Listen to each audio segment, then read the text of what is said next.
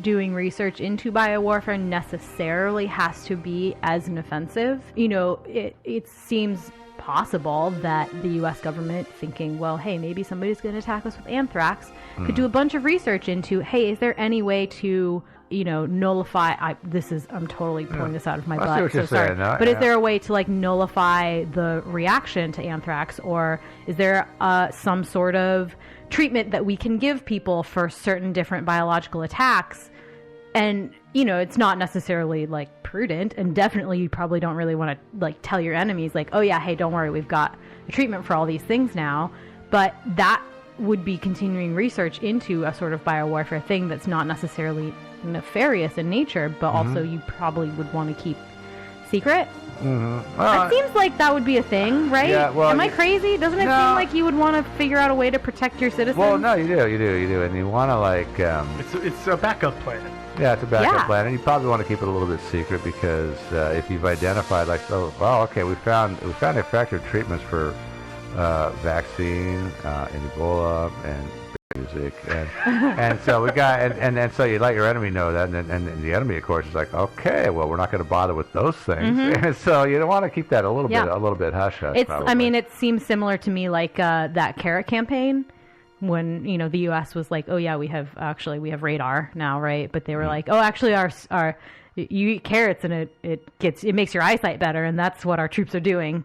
That's how they're able to find you guys. We don't have this new technology, right? I mean, it's kind of, you would just, I don't know. That makes sense, though. But also probably, like, it's the U.S., so I'm not going to put anything by them. Yeah, I'm not going to put it past them to be. Well, you shouldn't put anything past any government. Yeah, and that's or any human. And frankly, which is why I'm curious about that chemistry set down in your basement.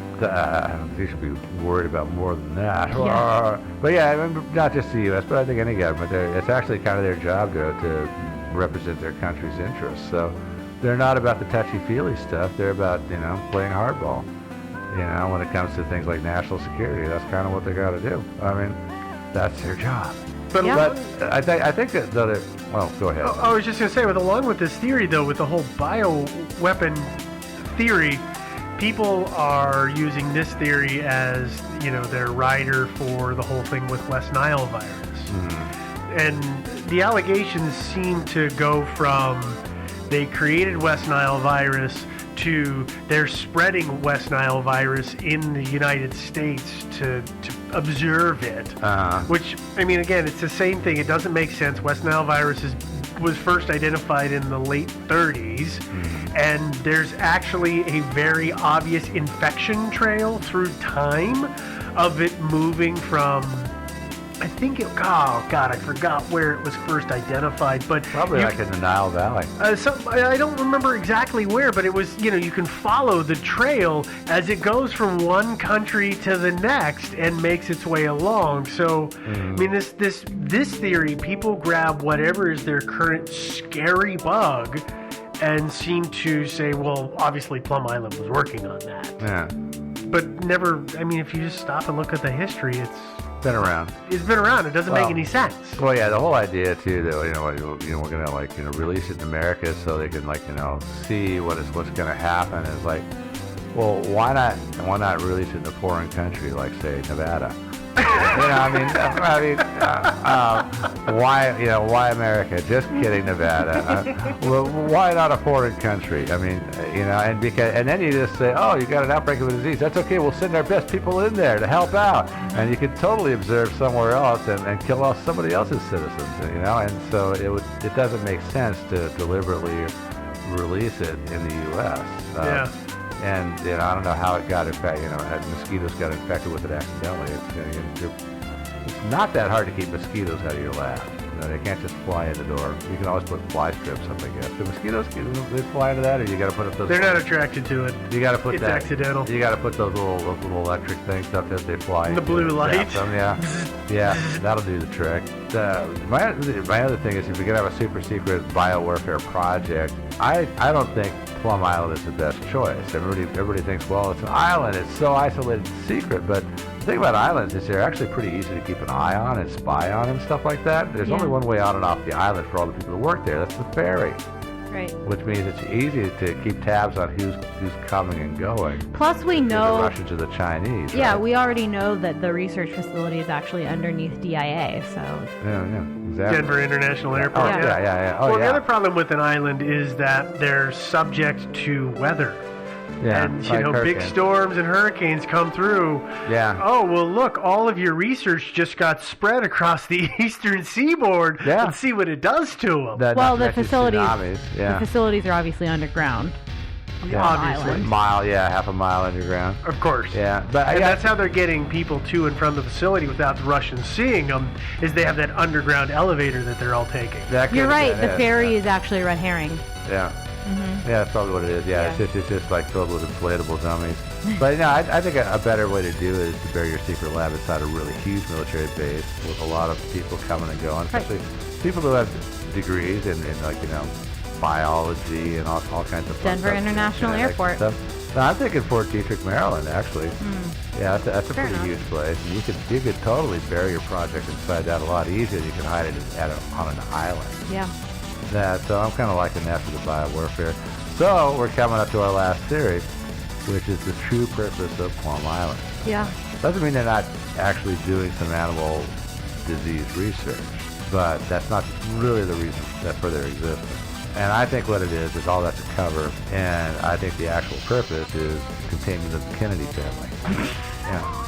Plus Disney. Yeah. Walt Disney's there too, right? Oh yeah, is he there too? Yeah. I'm pretty sure. Well, yeah, he's not. I'm as big a- confident he's wherever the kidneys are. Or The Kennedys. Kennedys. Yeah. Kidneys? kidneys. Yeah. Both, Yeah, but if you're aware, the Kennedys are rich and they like, you've all seen those pictures of JFK and RFK and Teddy and all the whole family sailing on Long Island Sound, right?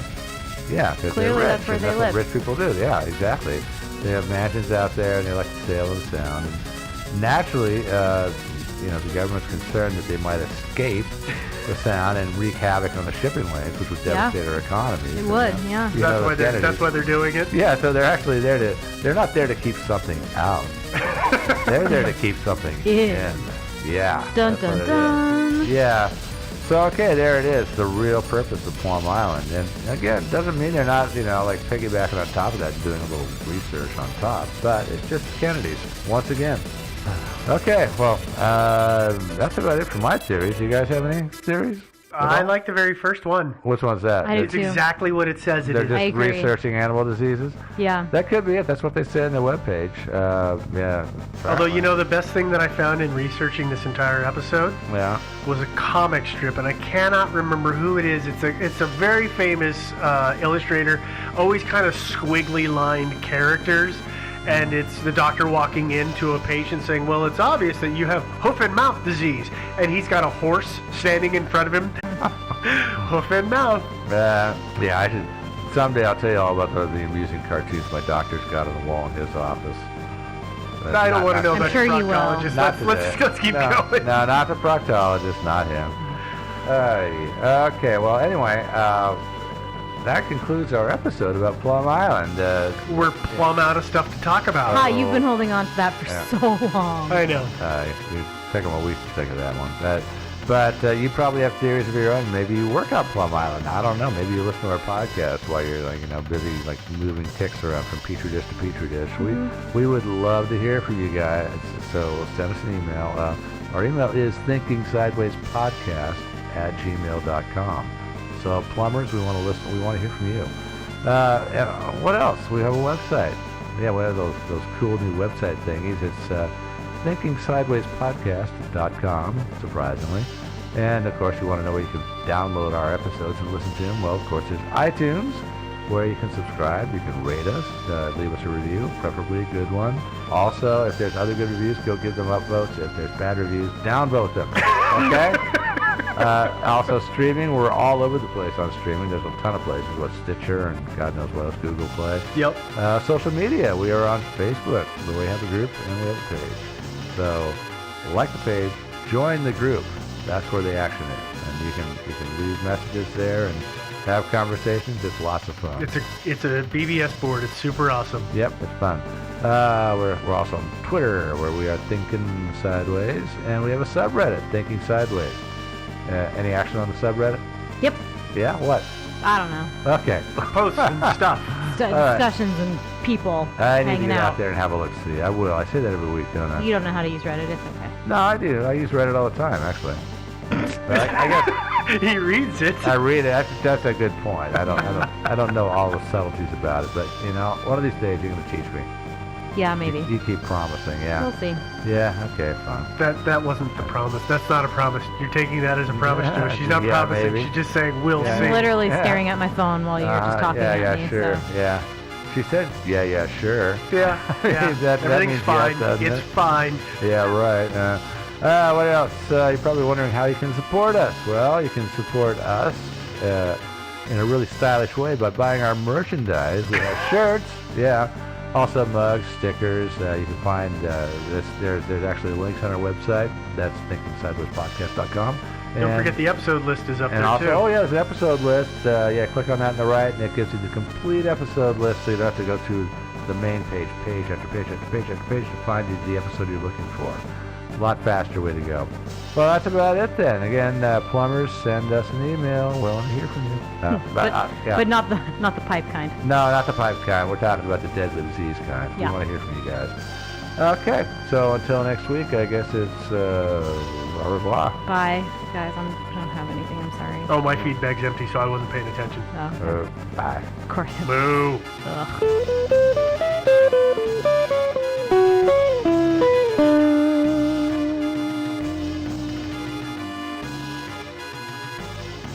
Thinking Sideways is not brought to you by Repelling Conquistadors. Instead, it's supported by the generous donations of our listeners on Patreon. Visit patreon.com/Thinking Sideways to learn more. And thanks. Thinking Sideways. I don't understand. Does not compute. You never know. Insufficient data to formulate a slide. What? Stories of things we simply don't know the answer to. Hey guys, welcome to another episode of Thinking Sideways, the podcast. I am Devin, joined as usual by... Joe. And Steve. Haha, I tricked you guys both. Yeah, you did. Just made weird eyes at both of you. And it's October, so we're still in our Thinking Sideways Most Wanted. And this week we had a tie. You may or may not notice that it's Tuesday today. Yeah. Not a normal week. And actually, usually on Tuesdays when we release episodes, they're what we call shorts. They're usually about a half hour long. I have no idea how long this episode is going to be. Probably longer than a normal short. But there will be another one which will also be shorter than a longer episode. Shorter than a longer episode? Shorter than a normal Yeah, episode. Shorter than a Shorty. normal episode. That'll come out this Thursday. as Later well. on the week, yeah. I'm sure many of you are waiting with bated breath, but we had a tie this week, so. A Very tie for the second most requested. The first runners up. Ah, I knew you were going to do that. They're the first runners up. Yeah. All right, Miss America, Okay. So let's do this this week, thing. one of the two stories we're going to talk about, but tonight we're going to talk about the smiley face murderers, or the alleged smiley face murderers, or the smiley face killer theory. Okay. Any other names? No. Okay. So in 2008, two retired New York police detectives went public with a theory that they'd been developing for years. A decade, basically. Almost a decade, yeah. Basically, this theory was that since 1997, 45 young white athletic men from areas ranging as far from New York to Minnesota had died from drowning. And according to Frank Gannon and Anthony Duarte, they're two retired New York detectives that I referenced earlier. These men had all actually been murdered by a mass serial killer dubbed the Smiley Face Murderer or the Smiley Face Killer, due to the fact that smiley faces had been painted near where the bodies had allegedly entered the water. Yeah. Allegedly. Yeah. I'm going to try real hard to keep allegedly and apparently and reportedly out of this episode. I'm going to try not to let my bias seep in too hard and just This is why you're tell doing the this story. one, not me. It is, but I apologize in advance if that seeps in a little bit. Okay. here's the facts as presented by the detectives to support their theory. Almost all of the victims were white, college-aged males who were described as athletic, very good-looking, and academically successful. So me, okay. Yeah, obviously.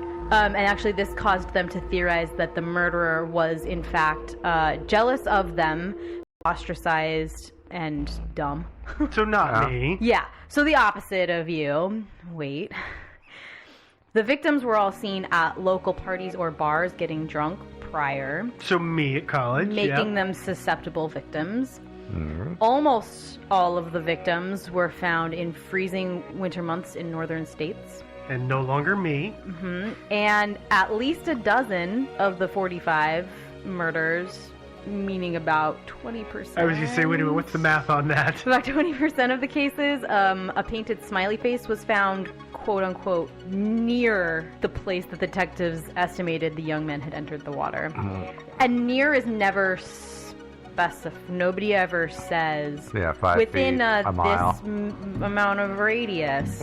It's all just like near. And how did they tie the other 80% of the cases into these smiley face? Because they fit the description of the typical victim, as in they were white college-age males described as athletic, good-looking, and academically successful, and they drowned And they after were getting drunk at a bar. Yeah. Yeah. Or a party. Yeah. So, sure. There's an article actually I found, which I think we're going to put on the website, in the, actually by the Homicide Research Center, called, quote, Drowning the Smiley Face Murder Theory. So violent. Title. It was great, yeah. And I'm just going to quote from it, their described MO, from what they could tell from what the detectives were saying. Quote, central to the claim of serial homicide offending is the alleged linkage of victims by the discovery of painted graffiti proximal to the location of the victim. As many as 22 smiley faces have been identified by investigators, as well as an occasional discovery of the word Sinisiwa. That's Sinsinuwa. Investigators interpret graffiti as taunting of the police. The theory of these deaths includes offenders drugging the victims with GHB or a similar drug, abducting the victim, driving the victim around for hours in a van or truck, torturing them, and then slipping the body into the water. Detectives allege that the motive for the dumping of the remains into the water is to wash away evidence. In the Jenkins case, a correctional inmate is said to have confessed guilt of the killing to a cellmate. A general assertion has been made that all of the identified victims are male, and finally, that people don't fall into the water by accident. Of course not. No, never happens to fishermen. Yeah. Oh, also, I'll just mention quickly before we get too far into this that some of these victims died on the same nights in totally different states, like thousands Some of the 45 miles. different victims. Yeah. Like 45, of the 45 victims, thousands of miles apart, which led the detectives to believe that maybe instead of being one serial killer, it was like a gang of serial killers. So it was a network that all went out on the same night. Your mission tonight, should you Or choose just to like accept it. a group of guys who, had decided this was the kind of endeavor they were going to undertake, and the opportunity struck for, both of them on the same night. And so Not that it was like planned that it would be like, tonight 20 of you are going to go out. It was a couple of them. Okay, because the way I interpreted that was that they were an organized group that tried to do it at the same time. I gotta be honest with you, the sense that I got about when describing this group was like some dudes on 4chan. Yeah. It was just an anonymous group online or whatever. But how many so no more than 2 people were killed on the same night then? Not as far as I could tell, and granted, the number of actual victims ranges quite drastically depending on what source you cite. So it's hard to decide who falls into this category and who doesn't. I was going to ask you about that, because when I was doing the research, I found a lot of sites that there were things where it would purport that if you link to this site, it's got a list of the victims and it's got it all mapped up, and 9.5 out of 10 times that site didn't exist anymore. Yeah. And so there was no list of all these victims that were always referenced, and the list of the victim is from, but you could never actually find the list. So that was my big struggle with this story. I kept agree running with that. into just dead ends. Yeah, and So- we'll talk a little bit about that Okay. later. Did you get a copy of these guys' books? So they probably have a list in there. I didn't, because the cheapest one I could find was like $30. Are you do kidding that. me? No, everywhere I saw it was like $130. Oh. And if you wanted, some places will let you e-rent books or e-checkout books for a fee. The cheapest I ever saw it available to rent was